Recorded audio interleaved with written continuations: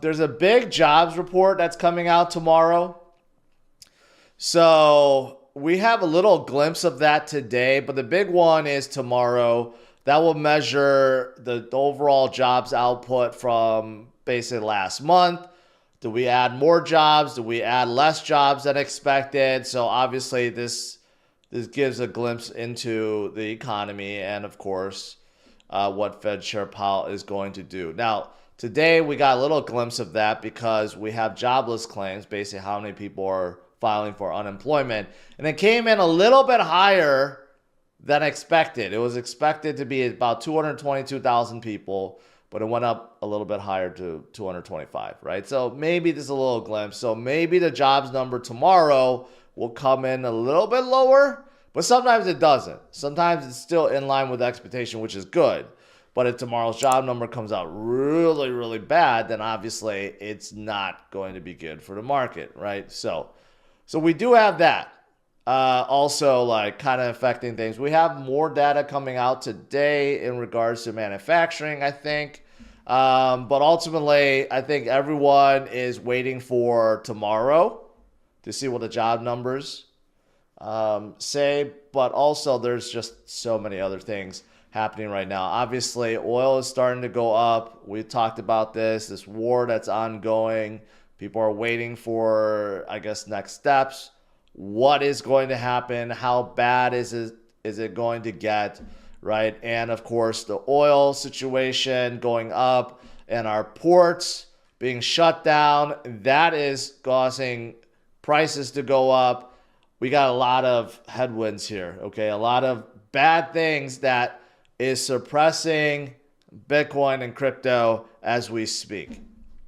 And broader markets too. It's not just Bitcoin and crypto. It's just the entire market is being held down by all these things because markets and traders in general do not like uncertainty. That's what it is, right? We just don't know where these things will go. But for us, Bitcoin holders, long-term holders, we know where Bitcoin's going to go.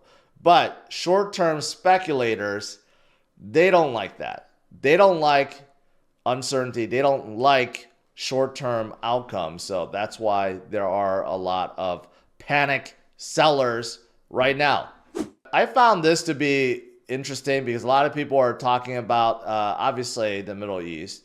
I saw this. Emirates is canceling all flights to and from Iraq, Iran, Jordan, October 4th and 5th. Just 2 days. Why not like indefinitely for now, right?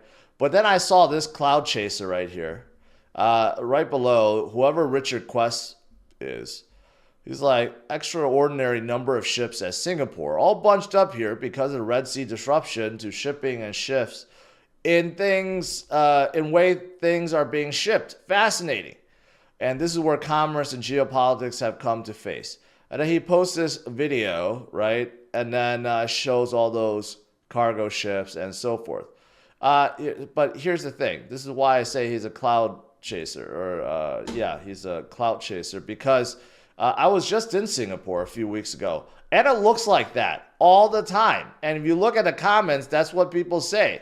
It looks like that for decades. This is the way it is in Singapore every single day. So this guy this guy thought that he's like clever and he's like the only one in Singapore or something, and then like he tried to relate it to what's happening in the Middle East.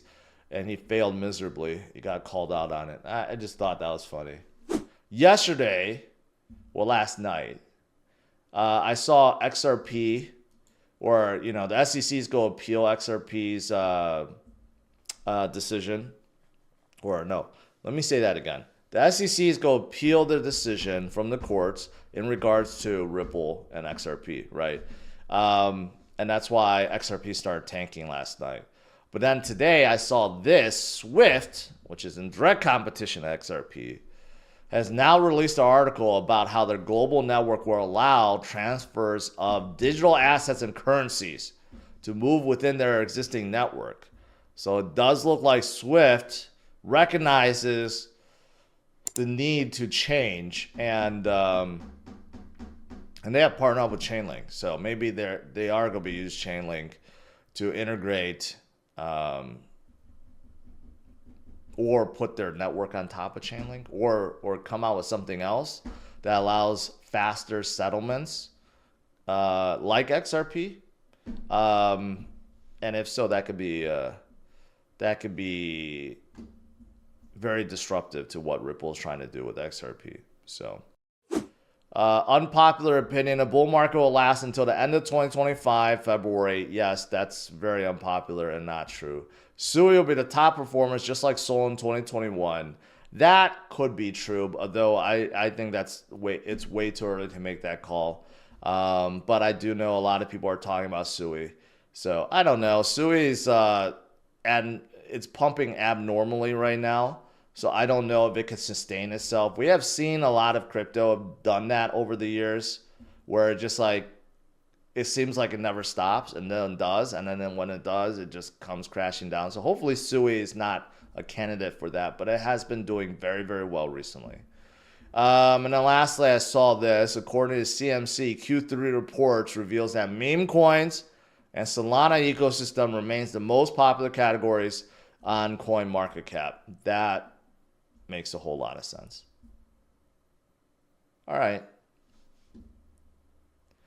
That is pretty much it. Let's see. The U.S. market probably still in the red. NASDAQ is not bad. 0.1%. So it looks like NASDAQ may want to turn green today. Dow is not looking so good, but it looks like NASDAQ may have a chance. Look at NVIDIA leading the way. Of all days, NVIDIA is skyrocketing at 3.5%. Well, that's good. MicroStrategy is, Coinbase is not doing that bad today. 0.57% minus. But look at NVIDIA leading the way. That's good.